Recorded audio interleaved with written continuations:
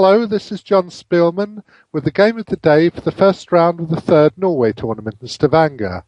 With so many strong players in the tournament, every round is bound to be exciting, and this one certainly has been.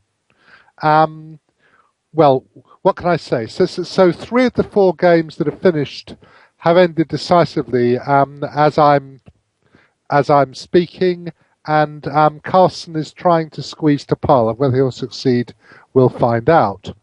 Anyway, so the other choices, there was Vachier-Lagrave against Aronian, but it's a bit long. It was an interesting game.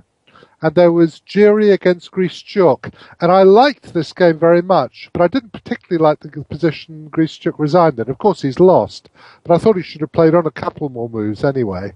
And so I I thought it'd be better to do Hikaru Nakamura's win against John Ludwig Hammer, which is the one I'm going to do. Apparently, Hammer had gone more than 50 games without losing a classical chess, though he lost a lot of blitz games yesterday before this game. So, well, it was a big fight, and we'll start. It's in English, and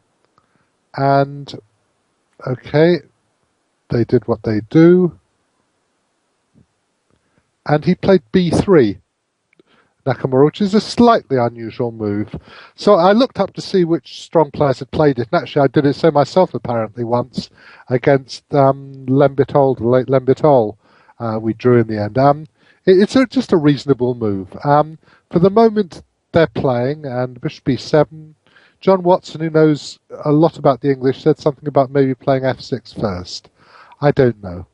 d4. Well, it seems that most of the games I found went e takes d4, knight takes d4, knight takes d4, and this is bishop takes d4 probably, with a reasonably equal position. Maybe white's a shade better, but nothing special. But Hammer did something much more gung-ho. He played e4, knight e1, f5. And actually, he got a perfectly good position to start with.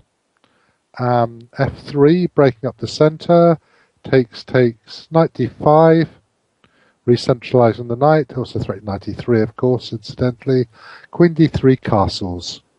Well, this is a really difficult position, and I have to say that while we were doing the commentary, I had very little idea what was going on. I got the impression the stronger person was shuffling the pieces slightly better, and eventually that's what counted.